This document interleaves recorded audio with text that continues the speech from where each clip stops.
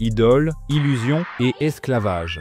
La célébrité a un prix, mais peu de gens imaginent à quel point il est élevé. Dans le K-pop, ce prix ne se limite pas à l'argent ou à la vie privée, c'est la liberté elle-même. Des milliers de jeunes entrent dans cette industrie avec le rêve de devenir des stars, mais la plupart n'y arriveront jamais. Et pour ceux qui réussissent, la réalité devient une prison dorée. Chaque pas est surveillé, chaque mot est calculé, et la moindre erreur peut signer la fin.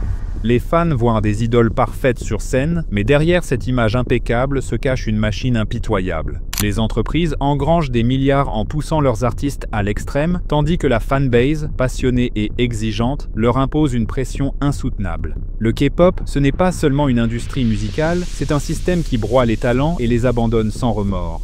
Beaucoup préfèrent fermer les yeux sur cette réalité, mais dans cette vidéo, vous allez découvrir tout ce qui se cache derrière les coulisses de ce phénomène mondial, devenu une obsession pour des millions d'enfants et d'adolescents à travers le monde. Et le plus inquiétant, les dangers bien réels que cela représente pour eux. La vague coréenne a été un facteur clé dans la croissance exponentielle du K-pop. Le gouvernement sud-coréen a massivement investi dans l'exportation de sa culture, transformant les groupes musicaux en ambassadeurs d'un mode de vie idéalisé. Séries, films et publicités travaillent ensemble pour façonner l'image d'une Corée parfaite tout en dissimulant les pressions extrêmes que subissent les artistes eux-mêmes.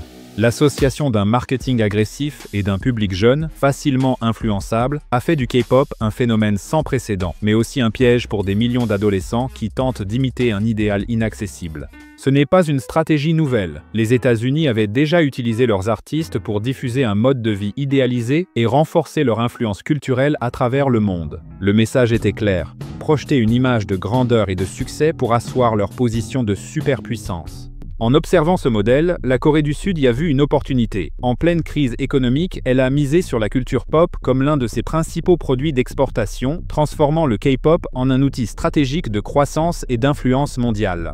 La promesse est simple: beauté, talent et charisme. Mais ce qui se passe derrière les caméras est brutal. Les trainees vivent sous un contrôle strict, soumis à des régimes draconiens et à des entraînements exténuants. Le temps libre est quasi inexistant et la moindre erreur peut réduire à néant des années d'efforts. Beaucoup intègrent l'industrie dès l'enfance, attirés par la promesse de la célébrité, pour finalement découvrir qu'ils ne sont que des pions dans un système qui ne se soucie que des profits.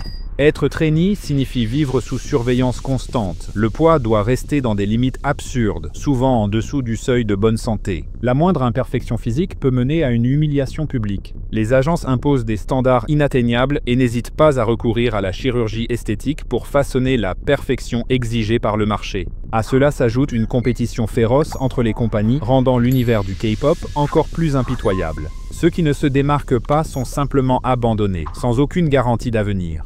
L'entraînement, qui peut durer plusieurs années, est un mélange de discipline extrême et de peur. Les journées sont rythmées par des heures interminables de répétition, un manque cruel de repos et une alimentation insuffisante. Il n'est pas rare de voir des trainees s'évanouir d'épuisement. De nombreux anciens artistes témoignent, leur jeunesse a été volée par cette quête obsessionnelle de la perfection. Sully, ex-membre du groupe FX, a subi des années de pression intense et de harcèlement en ligne avant sa mort tragique. Jonghyun, du groupe SHINee, a lui aussi laissé un avertissement glaçant sur les ravages de cette machine impitoyable avant de disparaître prématurément. Ces cas ne sont pas isolés, ils sont régulièrement relayés par les médias, rappelant que même ceux qui survivent à cette sélection naturelle peinent à supporter le poids de l'industrie à laquelle ils ont sacrifié leur vie. Mais, si vous pensez que les entreprises sont les seuls coupables, vous vous trompez. La communauté des fans de K-pop est l'un des environnements les plus toxiques d'Internet. Les groupes de fans, appelés fandoms, fonctionnent comme de véritables sectes où toute critique envers un idole est perçue comme une trahison. Ce comportement obsessionnel est encouragé par les agences elles-mêmes qui alimentent une culture d'adoration aveugle. Mais la toxicité ne s'arrête pas là. Les shippers inventent des récits absurdes, forçant des relations entre idoles qui n'existent même pas. Et quand la réalité ne correspond pas à leurs fantasmes, ces fans réagissent avec haine et menaces. Certains artistes ont été attaqués simplement pour avoir interagi avec une personne du sexe opposé. D'autres sont traqués dans la vraie vie, leurs informations personnelles étant dévoilées par des stalkers obsessionnels. Le succès d'un groupe peut entraîner une vague de haine gratuite de la part de milliers de personnes. Les réseaux sociaux deviennent des champs de bataille où les fans passent des heures à attaquer d'autres artistes, à organiser des boycotts et à lancer des campagnes de diffamation. Cette obsession alimente un cycle de violence virtuelle, où la moindre erreur peut transformer un idole en cible de harcèlement massif.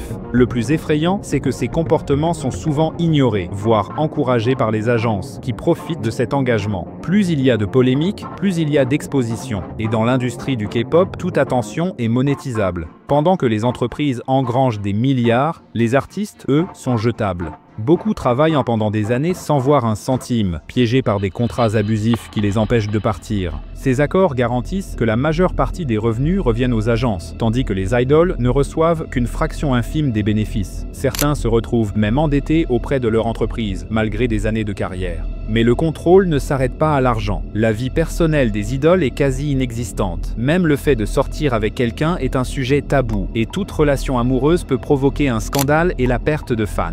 Certains contrats interdisent explicitement toute forme de relation. Si un idole est surpris avec quelqu'un, les conséquences peuvent être dévastatrices. Excuses publiques forcées, perte de contrat, voire la fin prématurée de sa carrière. L'impact psychologique est immense. La pression pour maintenir une image parfaite et répondre aux attentes du public pousse de nombreux artistes à l'épuisement mental. Certains se tournent vers des substances pour supporter ce rythme infernal, tandis que d'autres n'y survivent tout simplement pas. Le nombre de cas de dépression et de suicide dans l'industrie est effrayant, mais le cycle continue car il y aura toujours de nouveaux talents prêts à remplacer ceux qui tombent. L'influence du K-pop dépasse largement la musique et la scène, il façonne les mentalités et influence directement des millions d'enfants et d'adolescents à travers le monde. Il ne consomme pas seulement des chansons et des performances, mais aussi les standards irréalistes imposés par les idoles.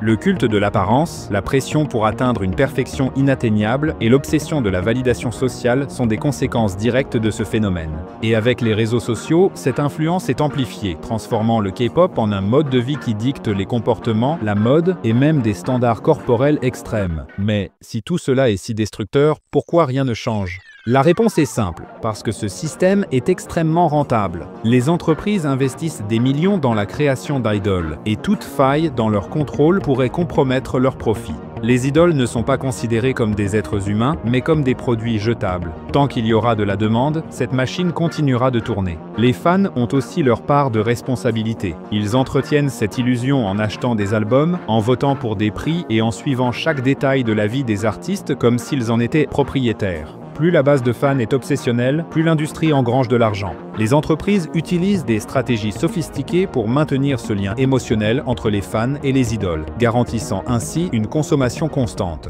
Et le plus cruel, lorsqu'un idole ne sert plus, il est remplacé sans la moindre hésitation. Le public s'est habitué à voir de nouveaux visages apparaître sans cesse, rendant toute tentative de changement quasiment impossible. Le système s'auto-entretient car il y aura toujours de jeunes talents prêts à entrer dans ce monde sans mesurer le prix qu'ils auront à payer.